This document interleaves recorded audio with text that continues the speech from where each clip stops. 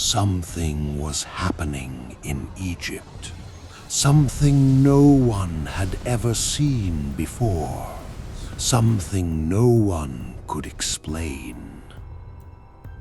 A great river, one of the most powerful rivers in the world, had turned to blood overnight. The land had been overrun. The palace, the streets, the kitchens, the beds. There was nowhere to run. Total darkness fell over the land for 3 days. There was no light, no movement, and no escape. The most powerful nation on earth brought to its knees 10 times. But how? How does the greatest empire the world has ever known, an empire with armies, wealth, and gods of its own, end up shaking in the dark? Well, it didn't start with plagues or with thunder. It started the way the greatest stories always start, with someone nobody expected. A baby, hidden in a basket, set adrift on the very river meant to be his grave. This is where it all began. This is the story of Moses, and what God does with one ordinary life will shake the world. Oh, he's so beautiful. Shall I go and call a Hebrew woman to nurse the baby for you? Yes. Go. And just like that, without armies and weapons, God had already begun to move. The same Pharaoh who had ordered every Hebrew baby boy thrown into this river was now unknowingly about to raise the very man who would bring his kingdom to ruin. He just didn't know it yet.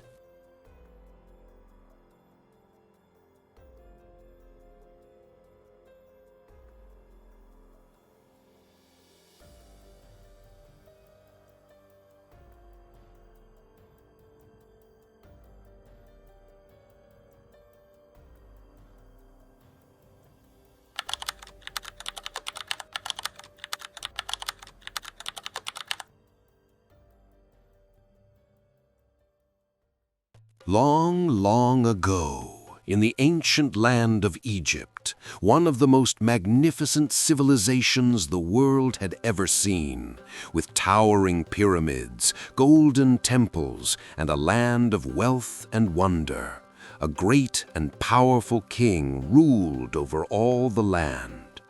His name was Pharaoh. He was not just a ruler, his people believed him to be a god on earth. And beneath all that splendor was a people in chains. The Israelites, also called the Hebrews, had been living in Egypt for generations. They had come there centuries before, following a man named Joseph, who had saved the entire nation from famine. But that was a long time ago. A new Pharaoh had risen, one who didn't remember Joseph and didn't care about the history.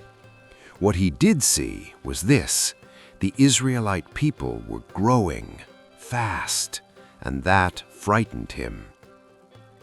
"Look, the Israelites have become far too numerous for us. We must deal shrewdly with them, or they will become even more numerous, and if war breaks out, will join our enemies, fight against us, and leave the country." Exodus 1:10. So Pharaoh did what fearful, powerful people often do. He tried to crush them. He put slave masters over the Israelites and forced them to build his great cities, Pithom and Ramesses. He made their lives bitter with hard labor, with mortar and bricks, with every kind of grueling work in the fields. But here's the thing about a people whose God is on their side: you cannot break them. The more they were oppressed, the more they multiplied. And that terrified Pharaoh even more. So he went further. He called the Hebrew midwives, the women who helped deliver babies, and gave them a horrifying command. When you are helping the Hebrew women during childbirth, if the child is a boy, kill him. If it is a girl, let her live." But the midwives feared God more than they feared Pharaoh. They refused. They let the boys live. And when Pharaoh questioned them, they told him, The Hebrew women gave birth so quickly we could not get there in time. They are more vigorous than Egyptian women. Is that so? God blessed the midwives for their courage, and the people multiplied all the more. Pharaoh was furious, so he issued his most extreme decree to every Egyptian citizen. "Every Hebrew boy that is born you must throw into the Nile, but let every girl live." It was into this world, dark, dangerous, desperate, that a baby boy was born. His parents were Amram and Jochebed from the tribe of Levi. They already had 2 children, Miriam and Aaron, and now, against all the odds, a 3rd child arrived, and he was beautiful. Jochebed looked at her son and could not bring herself to give him up, so for 3 months she hid him. She held him close, muffled his cries, kept him secret. But babies grow, and a 3-month-old is harder to hide. Yes, my love. So Jochebed did something that sounds like madness unless you understand what faith looks like under pressure. She got a papyrus basket for him and coated it with tar and pitch. Then she placed the child in it and put it among the reeds along the bank of the Nile. Exodus 2:3. And then she walked away. But she didn't leave him completely alone. Young Miriam, his big sister, stayed behind, hiding in the reeds, watching, waiting. And then something extraordinary happened. Pharaoh's own daughter came down to the Nile to bathe. She saw the basket floating among the reeds. Her servant weighed it out and brought it to her. She opened it and saw the baby. He was crying, and she felt sorry for him. "This is one of the Hebrew babies," she said.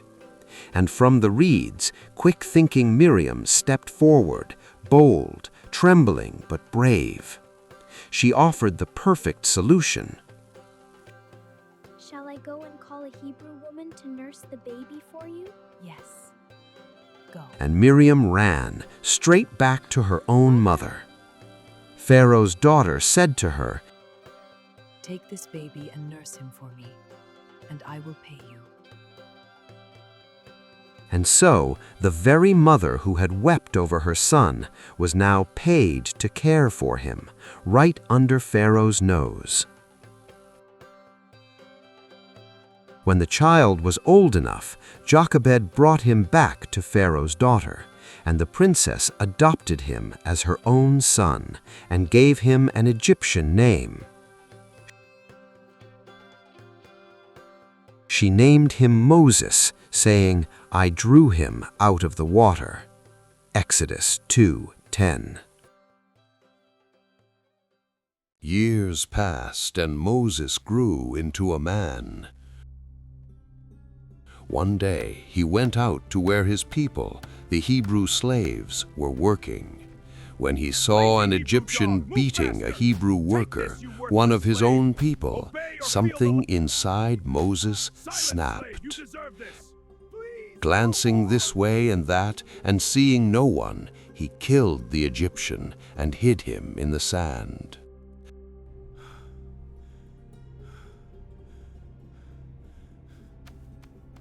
The next day he went out again.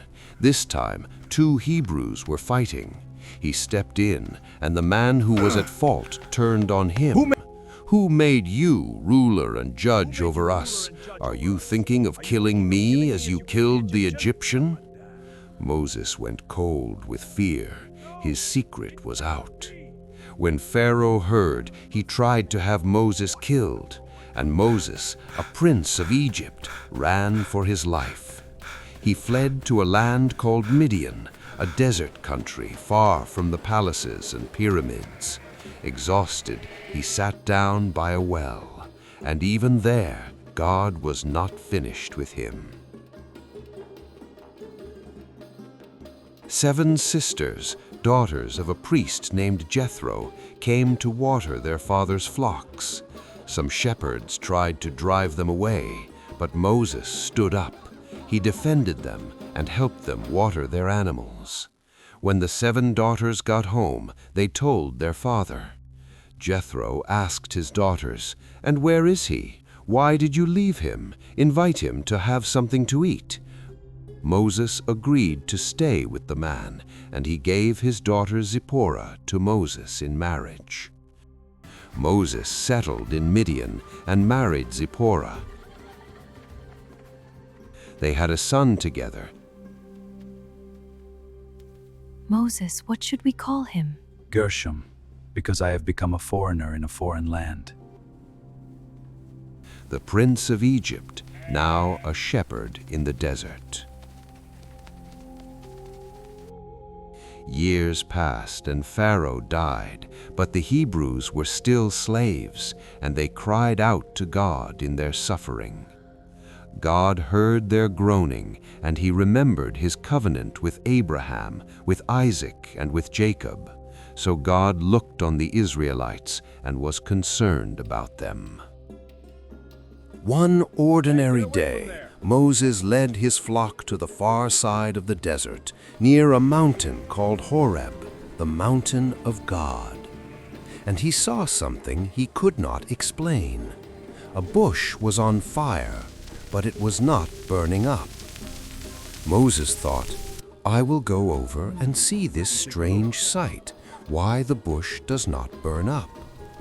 And when the Lord saw that Moses had turned aside to look, God called to him from within the bush. "Moses, Moses, here I am." "Do not come any closer. Take off your sandals, for the place where you are standing is holy ground. I am the God of your father, the God of Abraham, the God of Isaac, and the God of Jacob." Moses hid his face. He was afraid to look at God. And then God spoke words that have been bringing comfort to suffering people for thousands of years. "I have indeed seen the misery of my people in Egypt. I have heard them crying out because of their slave drivers, and I am concerned about their suffering. So I have come down to rescue them from the hand of the Egyptians, and to bring them up out of that land into a good and spacious land, a land flowing with milk and honey. So now go. I am sending you to Pharaoh to bring my people, the Israelites, out of Egypt." "Who am I that I should go to Pharaoh and bring the Israelites out of Egypt?" But God said, "I will be with you, and this will be the sign to you that it is I who have sent you. When you have brought the people out of Egypt, you will worship God on this mountain."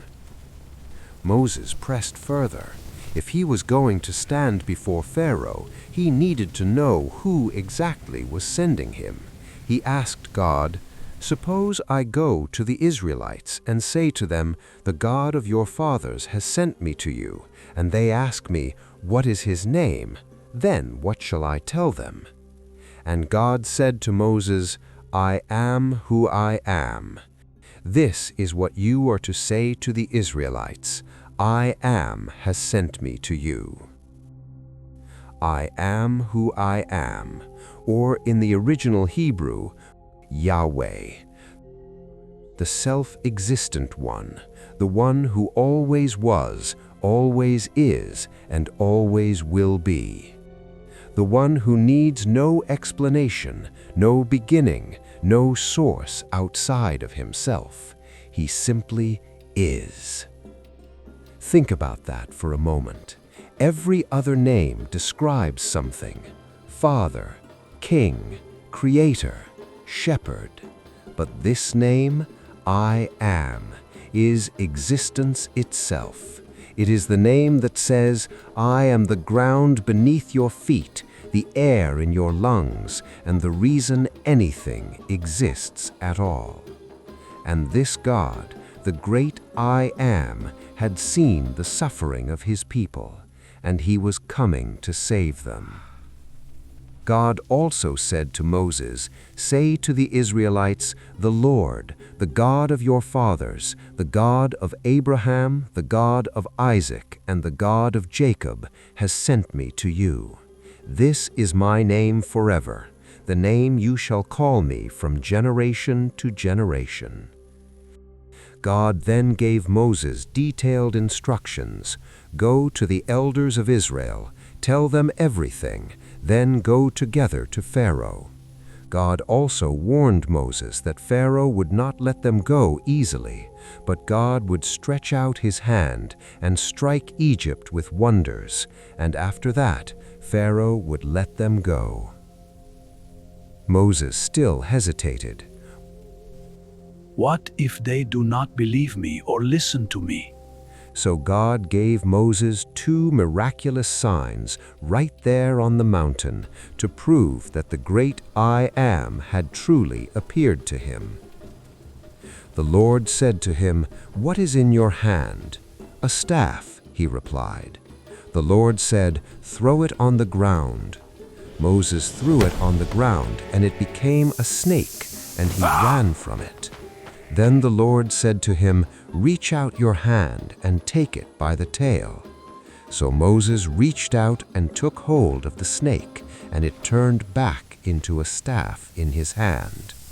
The very staff Moses had carried for 40 years as a shepherd, that ordinary piece of wood, was now an instrument of God's power. God told him, "This is so that they may believe that the Lord, the God of your fathers, the God of Abraham, the God of Isaac, and the God of Jacob, has appeared to you." Then the Lord said, "Put your hand inside your cloak." And when he took it out, the skin was leprous. It had become as white as snow. "Now put it back into your cloak," he said. Moses put his hand back into his cloak, and when he took it out, it was restored like the rest of his skin. God then told Moses that if the people did not believe either of these 2 signs, he should take some water from the Nile, pour it on the ground, and it would turn to blood on the dry ground. 3 signs, all visible, all undeniable. But Moses still wasn't convinced he was the right man. "Pardon your servant, Lord. I have never been eloquent, neither in the past nor since you have spoken to your servant. I am slow of speech and tongue." God's answer was firm and full of love. The Lord said to him, "Who gave human beings their mouths? Who makes them deaf or mute? Who gives them sight or makes them blind? Is it not I, the Lord? Now go, I will help you speak and teach you what to say." But Moses still begged, Pardon your servant, Lord. Please send someone else. and the Bible tells us the Lord's anger burned against Moses. But even so, he was gracious. He appointed Aaron, Moses' older brother, to go with him. Aaron was a gifted speaker. He would be Moses' mouth, and Moses would be like God to Aaron. God gave Moses a final important instruction: carry the staff, the ordinary shepherd's rod, because in the hands of God's servant it was no longer just a walking stick, it was a weapon of divine power. Moses returned to his father-in-law Jethro and made a respectful request before leaving. Let me return to my own people in Egypt. to see if any of them are still alive. Go, and I wish you well." God had assured Moses that the men who had wanted him dead were now gone. So Moses took his wife and sons, put them on a donkey, and started back to Egypt. And he took the staff of God in his hand.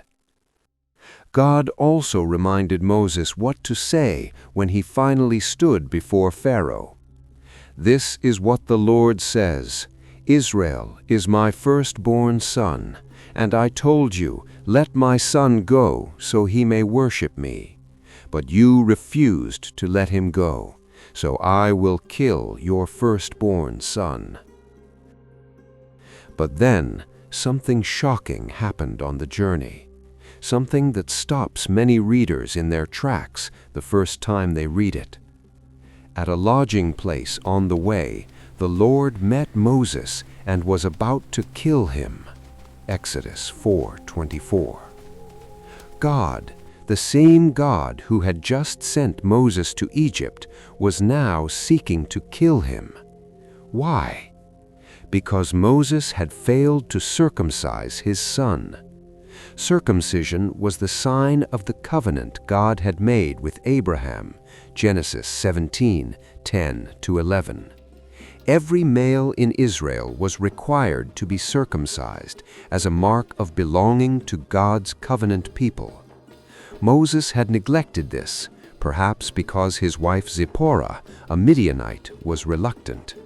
But Zipporah understood the gravity of the moment.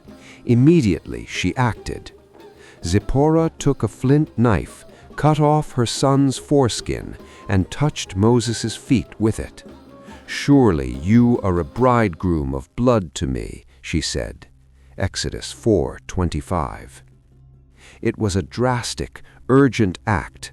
Zipporah performed the circumcision herself to save her husband's life, and God's anger was turned away. Moses could not confront Pharaoh's disobedience while ignoring God's covenant in his own home. Before he could lead a nation into freedom, his own household had to be aligned with the God who sent him. While Moses was still on the road, God was also at work on the other side of the desert. Aaron, Moses' older brother, who had been in Egypt all these years, received a divine summons. "Go into the wilderness and meet your brother."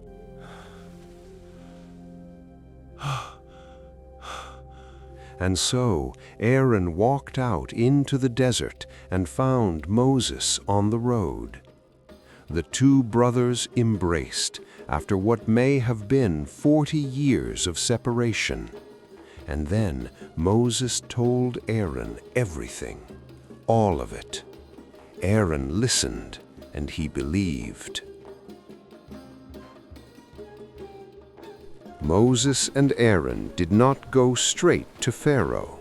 First, they gathered all the elders of Israel, and Aaron spoke, his voice strong and clear, just as God had promised. Aaron told them everything the Lord had said to Moses. He also performed the signs before the people, and they believed. And when they heard that the Lord was concerned about them and had seen their misery, they bowed down and worshipped. Exodus chapter 4, verses 30-31. Now it was time to face Pharaoh. Moses and Aaron went to Pharaoh and said, "This is what the Lord, the God of Israel, says. Let my people go, so that they may hold a festival to me in the wilderness." Pharaoh said, "Who is the Lord, that I should obey him and let Israel go? I do not know the Lord, and I will not let Israel go." He not only refused, he made things worse. He increased the workload. He took away their straw supplies, making the slaves gather their own straw while still meeting the same quota of bricks. When they could not keep up, the Hebrew foremen were beaten. The people turned on Moses in anger. Moses was heartbroken. He went back to God and poured out his pain. "Lord, why have you brought trouble on this people? Is this why you sent me? Ever since I went to Pharaoh to speak in your name, he has brought trouble on this people, and you have not rescued your people at all." Have you ever felt that? You step out in faith, you do the right thing, and things get harder, not easier. You wonder, did I hear wrong? Am I doing this for nothing? Well, God's answer was not a quick fix, it was a promise. Then the Lord said to Moses, "Now you will see what I will do to Pharaoh. Because of my mighty hand, he will let them go. Because of my mighty hand, he will drive them out of his country."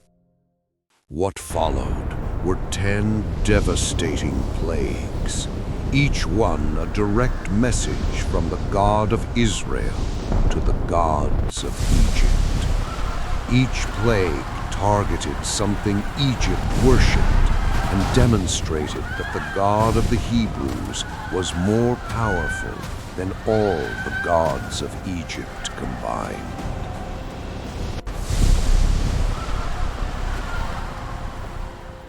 God said to Moses, "Go to Pharaoh in the morning as he goes out to the river. Confront him on the bank of the Nile. Take in your hand the staff that was changed into a snake. Then say to him, 'The Lord, the God of the Hebrews, has sent me to say to you, let my people go. By this you will know that I am the Lord. With the staff that is in my hand I will strike the water of the Nile, and it will be changed into blood.' Your threats are empty, old man." Aaron stretched out the staff and struck the waters of the Nile, and every drop of water in Egypt turned to blood. The great Nile River, the streams, the ponds, even the water stored in wooden buckets and stone jars, all of it blood. The fish died, the river stank, and the Egyptians dug desperately along the riverbanks trying to find clean water. But the Egyptian magicians did the same things by their secret arts, and Pharaoh's heart became hard. He would not listen to Moses and Aaron, just as the Lord had said. Instead, he turned and went into his palace and did not take even this to heart. The plague lasted 7 days. After the 7 days, the Lord said to Moses, "Go to Pharaoh and say to him, This is what the Lord says, let my people go so that they may worship me. If you refuse to let them go, I will send a plague of frogs on your whole country."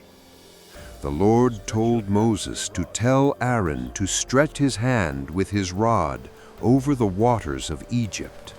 And frogs, millions of them, swarmed out of the Nile. They covered the palace. They filled the bedrooms, the ovens, and the kneading bowls. You could not go anywhere without stepping on a frog. Egypt was overwhelmed. Again, Pharaoh's magicians did the same thing with their enchantments and brought up more frogs upon the land of Egypt.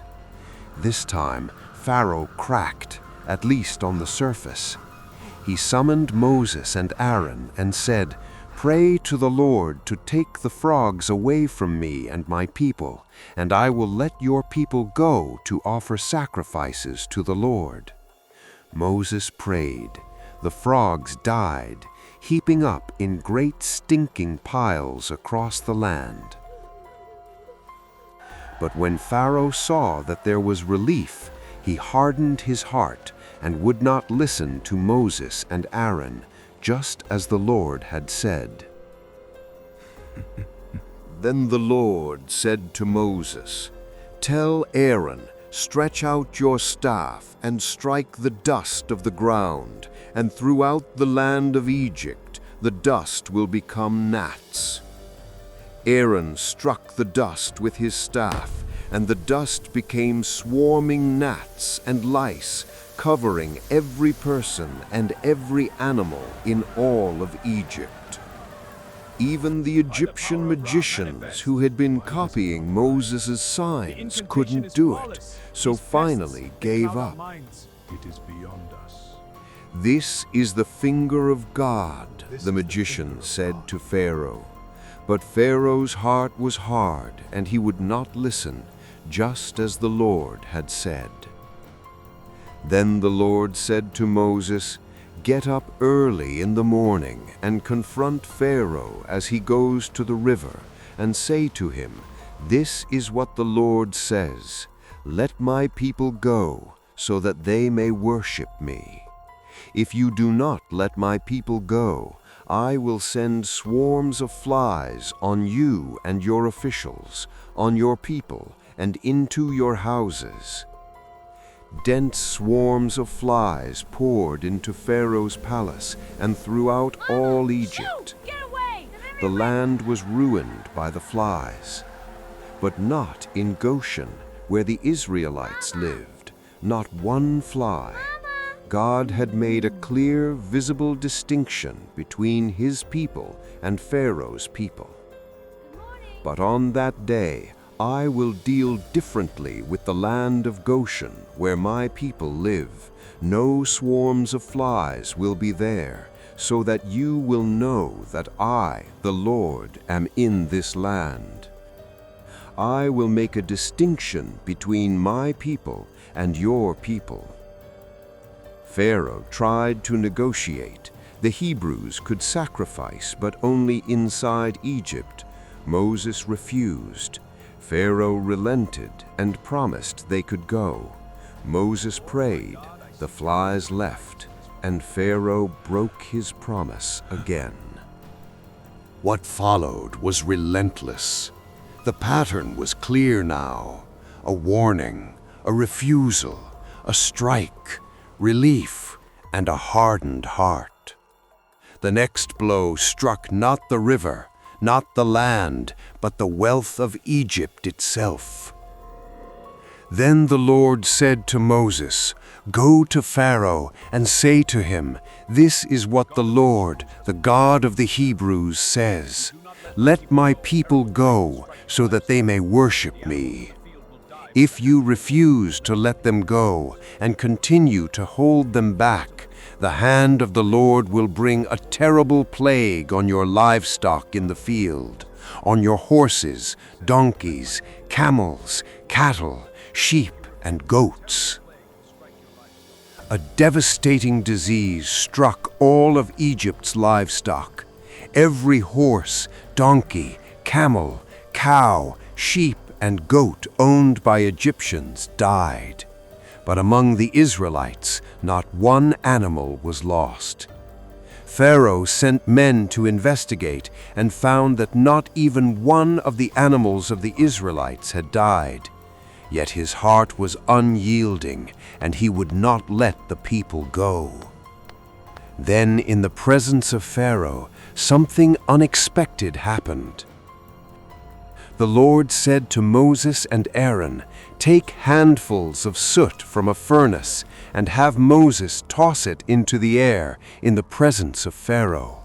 It will become fine dust over the whole land of Egypt, and festering boils will break out on people and animals throughout the land." Moses and Aaron did exactly as God commanded. The soot rose into the air and became festering boils that broke out on every Egyptian person and animal. Even the magicians, who had been Pharaoh's great source of pride, were so covered in boils they could not even stand before Moses anymore. But the Lord hardened Pharaoh's heart, and he would not listen to Moses and Aaron, just as the Lord had said to Moses. This time, the warning was more severe than any before it. Then the Lord said to Moses, "Get up early in the morning, confront Pharaoh, and say to him, 'This is what the Lord, the God of the Hebrews, says. Let my people go, so that they may worship me. Or this time I will send the full force of my plagues against you, and against your officials and your people, so you may know that there is no one like me in all the earth.'" God gave fair warning before this plague. Any Egyptian who feared the word of God was told to bring servants and livestock inside. Some listened and were spared. Those who ignored the warning left their animals in the field. Indeed, more wine. Hail fell and lightning flashed back and forth. It was the worst storm in all the land of Egypt since it had become a nation. Throughout Egypt, hail struck everything in the fields, both people and animals. It beat down everything growing in the fields and stripped every tree. The sky is breaking! Run! Only in Goshen, where the Israelites lived, was there no hail. Pharaoh called for Moses and Aaron in a panic. "This time I have sinned," he said to them. "The Lord is in the right, and I and my people are in the wrong. Pray to the Lord, for we have had enough thunder and hail. I will let you go. You don't have to stay any longer." Moses prayed. The storm stopped, and the thunder ceased. When Pharaoh saw that the rain and hail and thunder had stopped, he sinned again. He and his officials hardened their hearts, so Pharaoh's heart was hard, and he would not let the Israelites go. Egypt was already wounded, crops destroyed, livestock gone, skin covered in sores, and still Pharaoh would not bend. Then the Lord said to Moses, "Go to Pharaoh, for I have hardened his heart and the hearts of his officials, so that I may perform these signs of mine among them, that you may tell your children and grandchildren how I dealt harshly with the Egyptians, and how I performed my signs among them, and that you may know that I am the Lord." Even Pharaoh's own officials were beginning to break. They appealed to Pharaoh directly. "How long will this man be a snare to us? Let the people go so that they may worship the Lord their God. Do you not yet realize that Egypt is ruined?" Pharaoh called Moses and Aaron back. He tried one more negotiation. Only the men could go. Women, children, and livestock had to stay. Moses refused. "No, Pharaoh. Everyone We are had all to going." go. Pharaoh hardened again, and then God sent the wind. And the Lord made an east wind blow across the land all that day and all that night. By morning, the wind had brought the locusts. The locusts invaded all Egypt and settled down in every area of the country in great numbers. They covered all the ground until it was black. They devoured all that was left after the hail, everything growing in the fields and the fruit on the trees. Nothing green remained on tree or plant in all the land of Egypt. Egypt's entire food supply was wiped out. Pharaoh rushed to summon Moses and Aaron. He admitted his sin. Moses prayed, and then the Lord changed the wind to a very strong west wind, which caught up the locusts and carried them into the Red Sea. Not a locust was left anywhere in Egypt. The east wind brought the disaster. The west wind swept it away. God controlled even the winds, and still Pharaoh hardened his heart and would not let the Israelites go. Then came a plague unlike the others. No noise, no storm, no swarm. The Lord said to Moses, Stretch out your hand toward the sky so that darkness spreads over Egypt, darkness that can be felt." So Moses stretched out his hand toward the sky, and total darkness covered all Egypt for 3 days. No one could see anyone else or move about for 3 days. Yet all the Israelites had light in the places where they lived. Pharaoh tried one last negotiation. Everyone could go, but the livestock had to stay. Moses refused. Not a single hoof would be left behind. Pharaoh exploded. "Get out of my sight! Make sure you do not appear before me again. The day you see my face, you will die." Moses replied quietly and calmly. "Just as you say," Moses replied, "I will never appear before you again." 9 plagues had come and gone. 9 times the God of Israel had demonstrated his power. 9 times Pharaoh had hardened his heart and refused to let God's people go. But there was one plague left, the worst of all. Now the Lord had said to Moses, "I will bring one more plague on Pharaoh and on Egypt. After that, he will let you go from here, and when he does, he will drive you out completely." This final plague would not just break Pharaoh, it would bring the most powerful empire in the world to its knees and change the calendar forever. But first, God's people had to do something they had never done before. Before the final plague came, God gave his people very specific instructions, and these instructions would become one of the most sacred observances in all of history. Tell the whole community of Israel that on the 10th day of this month, each man is to take a lamb for his family, one for each household. The animals you choose must be year-old males without defect. Take care of them until the 14th day of the month, when all the members of the community of Israel must slaughter them at twilight. Then they are to take some of the blood and put it on the sides and tops of the door frames of the houses where they eat the lambs. That same night they are to eat the meat roasted over fire, along with bitter herbs and bread made without yeast. This is how you are to eat it, with your cloak tucked into your belt, your sandals on your feet, and your staff in your hand. Eat it in haste. It is the Lord's Passover.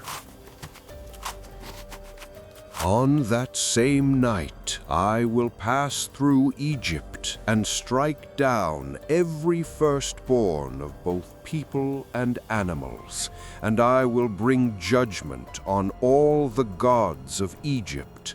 I am the Lord.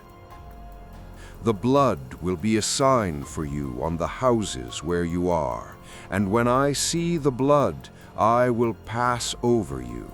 No destructive plague will touch you when I strike Egypt. This event would be called the Passover, forever memorialized as the night God protected his people and delivered them from the hand of their oppressor. God commanded it to be celebrated every year from generation to generation as an everlasting ordinance. Exodus chapter 12, verse 14. At midnight the Lord struck down all the firstborn in Egypt, from the firstborn of Pharaoh who sat on the throne to the firstborn of the prisoner who was in the dungeon, and the firstborn of all the livestock as well. Pharaoh and all his officials and all the Egyptians got up during the night, and there was loud wailing in Egypt, for there was not a house without someone dead. But in the homes marked with blood, every house where the sign of the Lamb was painted on the doorpost, the angel of death passed over. Not one Hebrew child was lost. And in the middle of the night, a broken Pharaoh sent for Moses and Aaron. "Up, leave my people, you and the Israelites. Go, worship the Lord as you have requested. Take your flocks and herds as you have said, and go, and also bless me." The Egyptians, too, urged the Israelites to leave quickly. They were terrified. They even gave the Israelites silver and gold and clothing. They gave them things on their way out the door. About 600,000 Hebrew men, plus women and children, and a large mixed multitude who joined them, including flocks, herds, and cattle, walked out of Egypt that night. And so, after 430 years in slavery, Israel was free. The same river that once carried a baby in a basket now stood behind them as a nation walked forward, no longer hidden, no longer hunted, but chosen and delivered. The people of Israel walked out of Egypt with their sandals on and their heads high. Everything had changed. The most powerful empire in the world had tried to crush them and failed. Not because Israel was strong, but because God had heard their cry, seen their suffering, and through one reluctant, ordinary man with a stutter and a shepherd's staff, he had set them free. Now, you might be watching this today and thinking, that's a great story, but what does it have to do with me? I'm glad you asked, because this story is not just ancient history, it is a mirror. First, God sees you. When the Israelites were suffering in Egypt, God said, "I have seen, I have heard, I am concerned." Some of you watching have walked with God for 30, 40, maybe even 50 years, and if you look back over your life, you can probably see moments when you wondered where He was, only to realize later that He had been there all along. If you are going through something painful right now, hear this: God sees you. He has not forgotten. His timing is not our timing, but His love is relentless. Second, God can use your weakness. Moses gave God every reason why he was the wrong man for the job: a fugitive, a speech problem, a heart full of excuses. God's response is the same for us today. I am not calling you because of who you are. I am calling you because of who I am. The question is never whether you are qualified. The question is whether you are willing. Third, faith sometimes looks like placing your child in a basket and trusting a river. Jochebed did not know how the story would end. She just knew she had to trust. And her act of desperate, courageous faith became the first link in a chain that led to the liberation of a nation.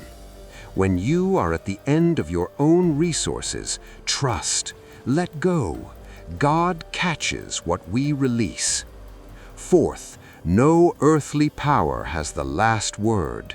There will always be powers in this world that say no to your freedom. Powers that keep you small, that exploit your labor, that refuse to acknowledge your dignity. But history and this story tells us that no earthly power has the final word. God does. And finally, look for the blood on the door. The Passover lamb was more than a historical event. It was a picture of something to come, a perfect sacrifice, blood that causes death to pass over. Long before Jesus walked the earth, this story whispered of a greater sacrifice, a lamb without blemish, whose blood would cover the doorpost of the soul and bring the final and greatest deliverance of all. Moses was just the beginning. Thank you so much for watching. I hope this story encouraged you and reminded you of just how faithful God really is. Please give it a thumbs up. And if you're new here, make sure you hit that subscribe button so you never miss a new story. Until then, God bless you.